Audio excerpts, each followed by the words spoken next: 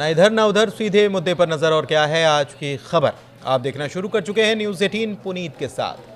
America और Iran के बीच क्या युद्ध की शुरुआत हो चुकी है?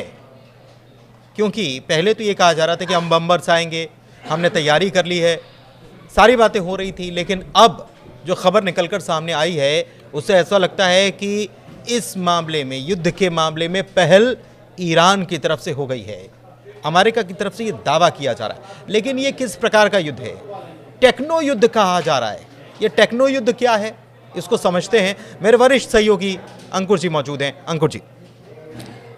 Thank you Puneet. लेकिन आज आपको ये समझना होगा पुनीत कि जो पुरानी लड़ाइयाँ थी, जो जंगें वैसे लड़ी जाती थी कि घोड़े पे सवार होके लोग आते थे, अब पूरा सिस्टम बदल चुका है। पूरी दुनिया अब जो है नए तरीके से लड़ाई करती है और नए नए तरीके अपनाए जाते हैं। और हैरानी की बात ये है, आज हम अपने दर्शकों के सामने ये खुलासा करेंगे कि ईरान को ये माना जाता है कि ईरान के पास ज़्यादा सोफिस्टिकेटेड टेक्नोलॉजी नहीं है, लेकिन इसका उल्टा है। क्योंकि जब हम रिसर्च कर रहे थे आज हमें पता चला कि ईरान के पास वो सारी चीज़ें हैं जो अमेरिका कल्पना भी नहीं कर सकता। और उसी की वजह से उसको अमेरिका जो है चौंक भी रहा है, हैरान भी हो रहा है। बिल्कुल। और वो पहले जो कह रहा था कि हमने डिएगो गार्सिया में इतने विमान तैनात कर दिए हैं, स्टेल्थ बॉम्बर्स हैं, B-2 स्टेल्थ बॉम्बर्स हैं, आएंगे और धमाका मचा देंगे और धमाल मचा देंगे, तो उसकी क्या हवा निकली है? क्या हुआ है, क्या खबर आई है? खबर ये है कि C-17 एक विमान था। उस विमान का ईरान ने उसका GPS जो सिस्टम था वो हाईजैक कर लिया। एक तरह से कहें कि बिल्कुल उसने काम करना बंद कर दिया। और जैसे ही अमेरिकन कमांड सेंटर को ये खबर मिली कि उसके one of the C-17 plane को के GPS को जाम किया गया है, और वो भी ईरान की तरफ से, तो वो हैरान रह गए। उनको लगा कि ईरान भी ऐसा कर सकता है क्या? क्योंकि अगर ईरान के पास ये टेक्नोलॉजी मौजूद है तो जो स्टील्थ फाइटर हैं, जो B-2 बॉम्बर हैं अमेरिका के, या F-35 है जिनको लेके अमेरिका इतना मुतमईन है कि वे बहुत शानदार एयरक्राफ्ट हैं, दुनिया के फाइटर प्लेन हैं, तो उनका GPS सिस्टम भी हैक कर सकता है। तो ईरान ने बेसिकली जो फारस की खाड़ी है वहाँ, प्लस जो अपना परमाणु संयंत्र हैं जो वहाँ पे एटॉमिक रिएक्टर्स हैं, उनके आसपास GPS ट्रैकर मशीनें लगाई हैं, जो एक बेसिकली पूरा सिस्टम होता है जो विदेशी विमान के GPS को डिटेक्ट करता है, साथ ही उन विमानों के GPS को हैक कर लेता है या कंफ्यूज कर देगा, जैम कर देगा बेसिकली, मतलब काम नहीं करेगा। ये टेक्नोलॉजी आई कहाँ से? क्या ईरान ने खुद ने इसको डेवलप किया है, किसी मित्र देश ने इसको साथ में दिया है, या किसी के साथ मिलकर इन्होंने काम किया है? क्या टेक्नोलॉजी है ये, थोड़ा सा इसके बारे में समझना चाहिए। बेसिकली जो इनिशियल रिपोर्ट्स हैं उनके हिसाब से कि ये खुद उन्होंने डेवलप किए हैं, और अभी तक तो GPS की बात हो रही है कि GPS सिस्टम उन्होंने ऐसा डेवलप कर लिया। एक मैं आपको इंसिडेंट बताऊंगा कि जो ईरान ने क्लेम किया था और जो काफ़ी मतलब चर्चा में भी आया था। ये बात है दिसंबर 2011 की। दिसंबर 2011 में US का एक US RQ-170 ड्रोन, ये बेसिकली ड्रोन का नाम है, US RQ-170। ये ड्रोन ईरान की जो एयर स्पेस है उसमें आता है। उसमें आने के बाद जो ईरान का जो अपना सिस्टम है उसके हिसाब से वो उसको पहले गलत GPS सिग्नल फीड करना शुरू करता है, क्योंकि वो ईरान की टेरिटरी में है। तो ईरान का जो पूरा सिस्टम है वो उसको गलत GPS देता है, और वो GPS को वो डिटेक्ट कर लेता है अमेरिका का ड्रोन, और फिर ईरान उसको अपनी धरती पर उतार लेता है। हाँ। तो जब इस तरह की घटना हुई तो अमेरिका ने साफ इनकार कर दिया कि ऐसा हो ही नहीं सकता। हालांकि अमेरिका ने ये जरूर माना कि उसका वन ऑफ द जो ड्रोन था जो ईरानियन सीमा में चला गया था वो कहीं गायब हो गया, गिर गया, या उसको शॉट कर दिया गया, मार गिराया गया। लेकिन अमेरिका ने ये स्वीकार नहीं किया कि उसके ईरान ने अपने GPS सिस्टम के थ्रू उस ड्रोन को अपनी सीमा में उतार लिया। तो ये जो बात थी ये अमेरिका ने स्वीकार नहीं की।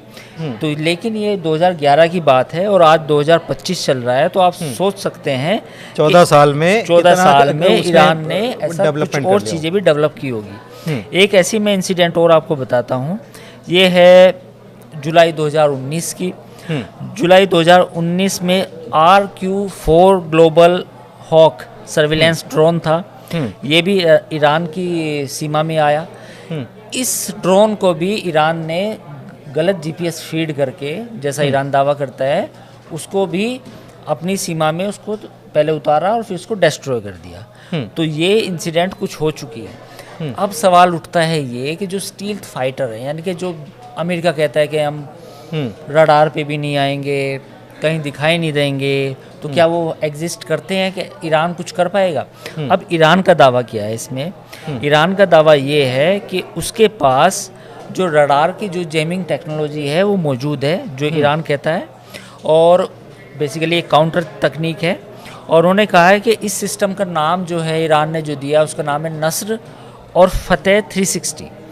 बेसिकली ये ऐसे इक्विपमेंट है, ऐसे कंपोनेंट हैं कि जो स्टील्थ फाइटर का रडार सिस्टम होता है। एक रडार सिस्टम जो B2 पे होगा और जो F-35 पे होगा, उसको ये जैम कर देते हैं रिवर्स इंजीनियरिंग के थ्रू। हाँ, तो अब जैसे F-35 विमान ईरान की सीमा में आया तो उसे जैम कर देंगे उसके रडार सिस्टम को, तो वो डिटेक्ट नहीं कर पाएगा कि एग्जैक्ट लोकेशन कहाँ है, मतलब उसको कहाँ, बम कहाँ मारना है उसको। अगर ये बता के भेजा गया कि आपको फलानी जगह बम मारना है, उसके हिसाब से जीपीएस में कहीं और दिख रहा है, तो वहाँ वो उसको चेंज करके, और सामान्य भाषा में मैं समझना चाह रहा हूँ दर्शक को, तो उसको चेंज करके कहीं और गिराया जा सकता है, कहीं और गिराया जा सकता है, या उसकी मतलब एक तरह दिशा भंग हो जाएगी, क्योंकि उसका अपना रडार सिस्टम काम करेगा जो फाइटर प्लेन का, वो तो ये भी हो सकता है कि वो ऐसे अमेरिकी अड्डों की तरफ ही उसको लोकेट कर दिया जाए।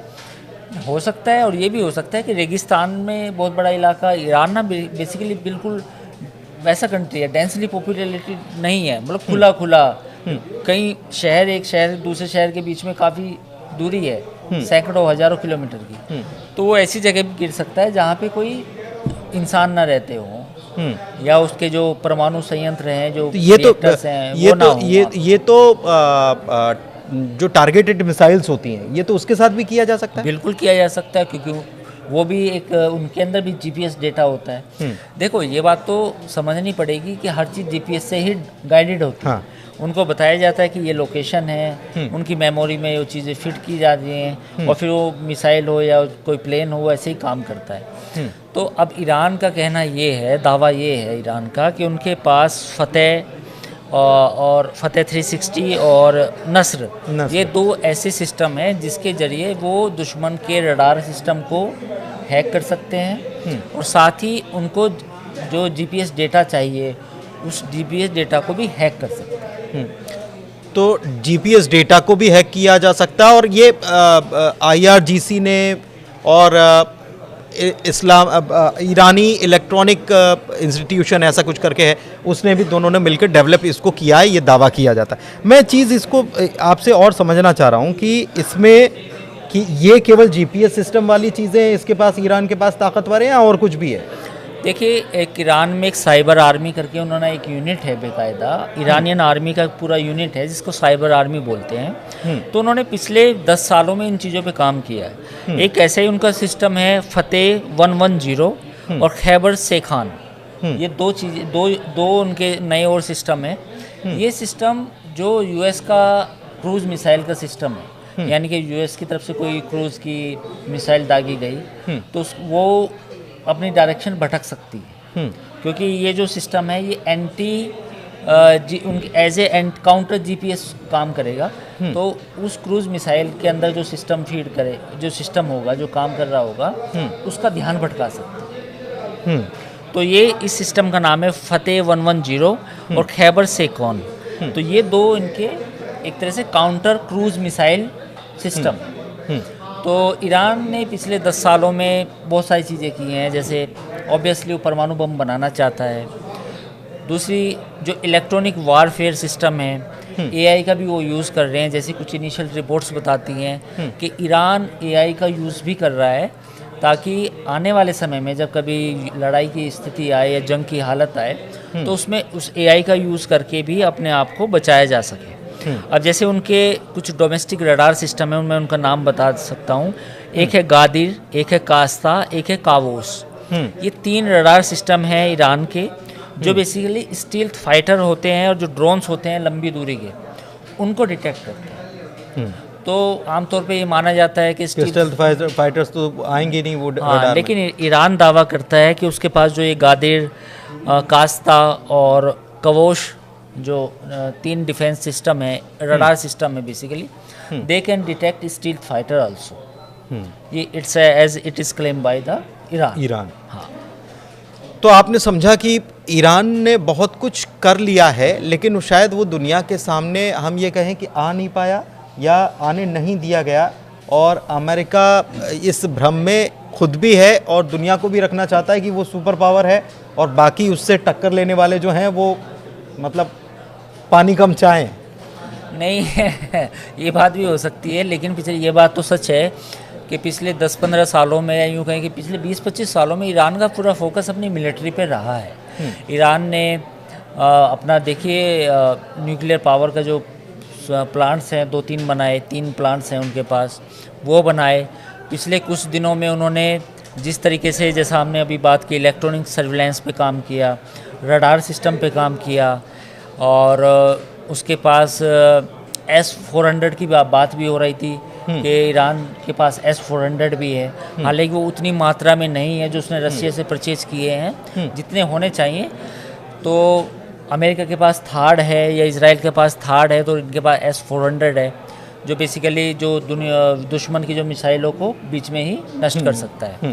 तो ऐसा नहीं है, ईरान ने पिछले 20-25 सालों में अपनी जो मिलिट्री है उस पर काफ़ी इन्वेस्टमेंट किया है, और या यूँ कहें कि जो तेल से जो इनकम हुई थी ईरान को, उसका काफ़ी अच्छा हिस्सा मिलिट्री पे खर्च किया है। तो जब आप किसी भी चीज़ पे खर्च करते हैं, जाहिर है उसके रिजल्ट आएंगे। तो उसके रिजल्ट ये है कि ईरान की जो आर्मी है और जो रेवोल्यूशनरी गार्ड है, कुछ सेक्टर्स में उन्होंने काफ़ी अच्छा किया है, मतलब they are up to the international level. तो अगर कल जंग की हालत होती है या मतलब अमेरिका के साथ किस तरह की लड़ाई होती है, तो ईरान के पास अपने आप को डिफेंड करने के लिए चीज़ें मौजूद होंगी। एक चीज़ और बताएं कि फारस की खाड़ी जहां पर ये तैनाती की गई है और ये जीपीएस को ट्रैक करना या उसमें बदलाव करना जो है, वो होर्मुज़ आइलैंड की बात जहां तक बात होती है, तो वहां से 20% तेल सप्लाई होता है। तो इससे आप समझ सकते हैं कि कितना महत्वपूर्ण इलाका है। मैं एक चीज़ और आपसे समझना चाह रहा हूं कि यमन में लगातार हूतीज़ पर अटैक कर रहा है अमेरिका, हथियार भी उसके खाली हो रहे हैं, जाहिर तौर पर काफ़ी महंगा साबित हो रहा है। एक खबर ये भी आई कि ट्रंप इसको लेकर भी परेशान है कि बहुत महंगा पड़ रहा है ये।